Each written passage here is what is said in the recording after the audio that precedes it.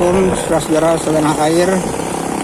Inilah kapal-kapal nelayan semula bersandar di dermaga tempat pendaratan ikan Lampulo sebelum kejadian tsunami yang terjadi 26 Desember 2004. Saksikan lanjutannya.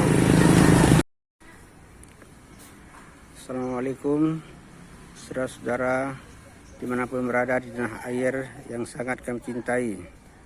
Peristiwa tsunami yang akan kita kenang. Kapal nelayan sepanjang 2,5 meter yang terdampar di atas rumah warga di Desa Lampulo, Kecamatan Kuta Alam, Kota Banda Aceh. Kapal tersebut dibuat dari kayu bungur.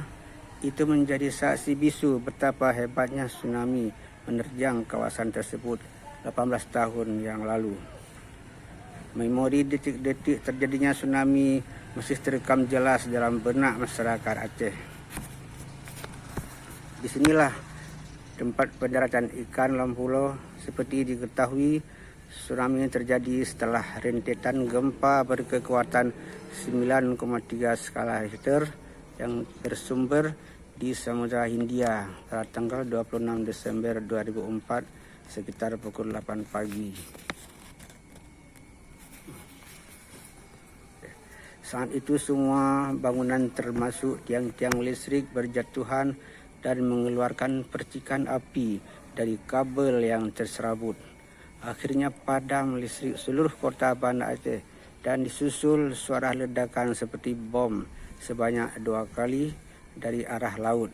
Namun tiba-tiba muncul gelombang laut setinggi pohon kelapa dan diikuti suara gemuruh bagaikan suara pesawat menjerit.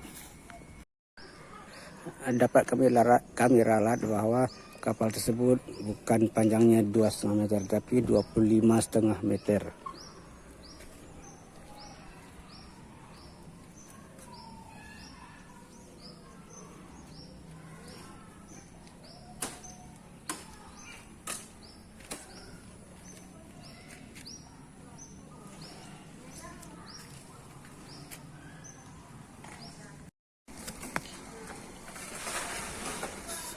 Saudara-saudara, tidak ada yang menyangka air gelombang hitam dan berasap disapu dari laut ke darat.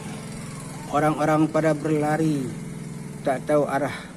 Air sangat cepat mengepung rumah-rumah warga.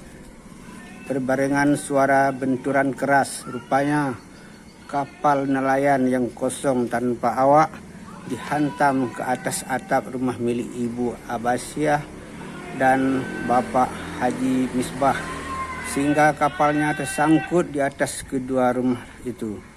Kapal tersebut ternyata milik Tunku Zulfikar.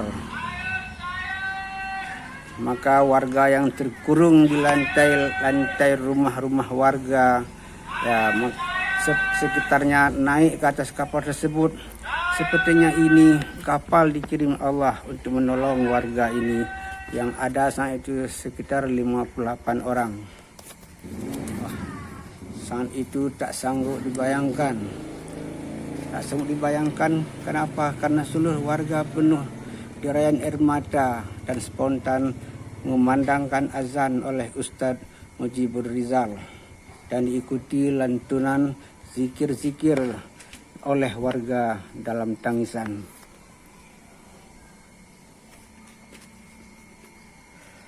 Tapi dan hitungan menit tiba-tiba mayat-mayat terdampar bergelimpangan di sekitarnya.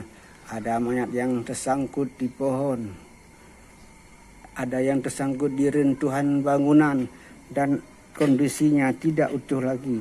Ada yang terputus tangan, ada yang terputus leher, kaki dan sebagainya. Beginilah kuasa Allah. Jika Dia berkehendak, tidak ada satupun yang sanggup membendungnya. Hanya Allah sajalah yang mampu memberi pertolongan. Semoga kita mengambil ikhtibar dan hikmahnya. Demikian dan terima kasih.